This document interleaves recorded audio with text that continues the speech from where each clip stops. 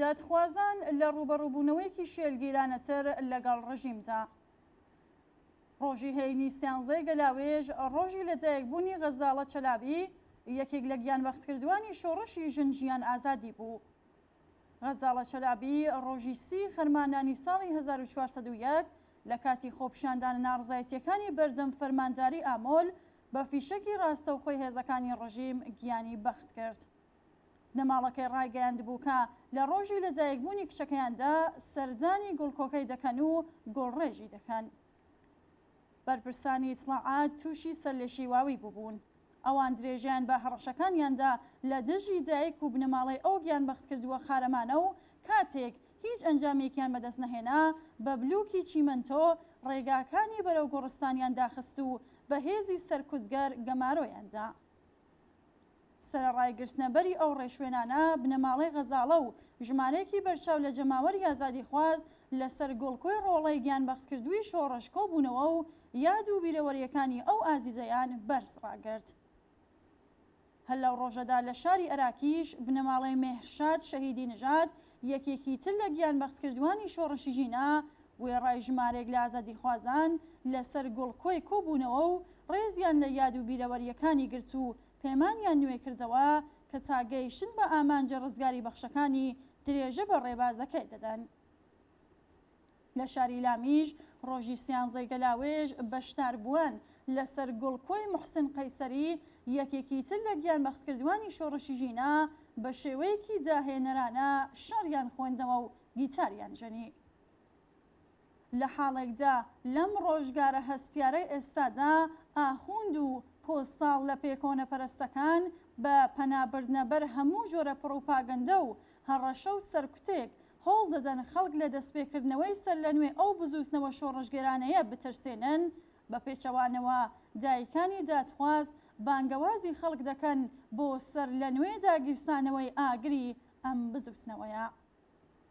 نەسرین شاکەرەمی دایکی نیکا شاکەرەمی یەکێک لە گیانبەختکردوانی تازەلاوی بزوستنەوەی ژنجیان ئازادی لەم دوایانەدا لە پەیامێکدا بە بۆنەی نزیکبوونەوەی ساڵیادی قەتڵی حکوومەتی ژینە ئامینی داوای لە خەڵک کرد لە بری ماتەبینی غەم و ئازارەکانیان بکەن بە ئەنگیزە و پاڵنەرێکی هیوابەخش بۆ بنیادنانی ئێرانی کیاوەدان و ئازاد لە دوا ڕۆژدا. ناوبراو جەختیشی لەوە کردەوە ئێمە کە پێمان وایە منداڵەکانمان لە دژی کۆنەپەرستی و مێشک ڕزیوەکان ڕاپەڕیون و خوازیاری دنیایەکی جوان و پڕ لە بەختەوەرین نابێت غەم و پەژارە و ئازارەکانمان بکەین بە شیوەن و ئاهوناڵە. ئاهوناڵی بەردەوامی ئێمە وە کەسێکی لاواز و نەخۆشبار دێنێت و ئێرادەمان لێ زەوت دەکات. دایکێکی جەرگسووتا و دادخواز وێڕێ ئاماژەکردن بە ئازارێکی هاوبەش وتبووی ئازاری هاوبەش مرۆڤەکان لە یەک نزیک دەکاتەوە و هێزیان پێدەبەخشێت. دایکێکی دادخوازی تر هەر لەم پەیوەندیدا وتی ئێمەی دایکان کاتێک یەکتر دەبینین حاڵمان کەمێک باشتر دەبێ و غەم و ئازارەکانمان کەمتر دەبێتەوە. من دەمەوێت ئەوانەی کە کوڕەکەمیان کوشت دادگایی بکرێن.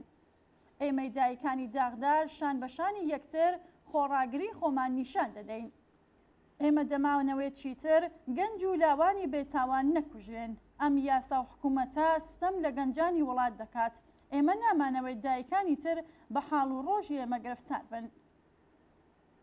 ناهید شیرپیشە دایکی پویا بەختیاری یەکێک لە گیانبەختکردوانی ساڵی 98 کە ئێستا دیلی دەستی کۆنەپەرستانی ستەمکارە و لە گرتوخانەی زەنجان دەست بەسەرەوتی ئێمەی دایکانی داغدار بەم ئازارە هاوبەشەوە تێگەیشتنێکی باشترمان لە یەکتر هەیە.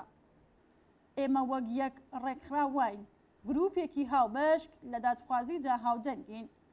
لەسەر بنەمای ئازار و تێگەیشتنی هاوبەش دادخوازان ڕۆژ بە ڕۆژ چالاکتر و ڕێکخراوتر دەبن. دایکانی شۆڕژ لە کوردستان لە مانگی جۆزەردانی ئەم ساڵدا لەسەر گۆڵکۆی ژینا بوونی خۆیان ڕاگەیاند.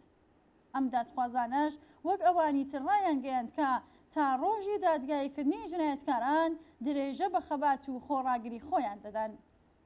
هەر لەو مانگەدا کۆمەڵەی بنەماڵی دادخوازان یابان کە پێکاتووە لە کۆمەڵێک لەو بنەماڵانەی کە منداڵەکانیان لە ناڕزایەتی سەراسەریەکانی ئابانی ساڵی 98دا گیانیان لەدەستاوە بوونی خۆی ڕاگەیاند. ئەو کۆمەڵەیە دەڵێت ئامانج لە پێکهێنانی بریتیە لە بیرهێنانەوەی ئەو جنایەتێکە لە ئابانی 98دا ڕوویاندا و هەروەها کۆکردنەوەی بەڵگە و تۆمارکردنی دۆسیەکی دادخوازی بۆ ئەو کۆمەڵکوژیە. لە گەرمەی شۆڕشی ژینا و لە ڕێبەندانی 1401دا کۆمەڵێک لە بنەماڵەی دادخوازان ئەنجومەنی شۆڕژگەری دایکانیان پێکهێنا. ئەم ڕێکخراوە نوێیانە لەسەر ئەو ڕاستیە پێداگیریان کردووەکە کۆماری ئیسلامی بە درێژایی تەمەنی شومی خۆی غەم و پەژارێ خستووەتە دڵی دایکانەوە. ئەوان ئاماژە بەوە دەکەن کە ڕژیم لە دەیە 60 و خاوەنانەوە بگرە تا دەگاتە قەتڵە زەنجیرەیەکانی حەفتاکان لەلایەن دەستوپەیوەندیەکانی وەزارەتی ئیتلاعات، زانکۆی تاران ساڵی 1378، کۆمەڵکوژیەکەی ساڵی 1388 تا ڕەشەمەی 1396 و ئابانی 1398 و دوجاریش لە سەردەمی شۆڕشی ژینادا بەردەوام جنایەتی ئەنجامداوە و پێویستە ئیمکانی دەستبردن بۆ ئەنجامدانی تاوانی تری پێنەدرێت. لەم ڕۆژانەی سەروبەندی ساڕۆژی ناشنی تەرمی ژینا و دەستپێکی شۆڕشی ژنجیان ئازادی لە 26 گەڵاوێژی ساڵی 1401دا دادخوازان بوونەتە کابوس و خەویان لە چاوی بەرپرسانی ڕژیم زڕاندووە. جەماوەری خەباتکار و ناڕازی دەتوانن بە خەباتی یەکگرتوانەی خۆیان ئەم کابوسە بکەن بەڕاستی.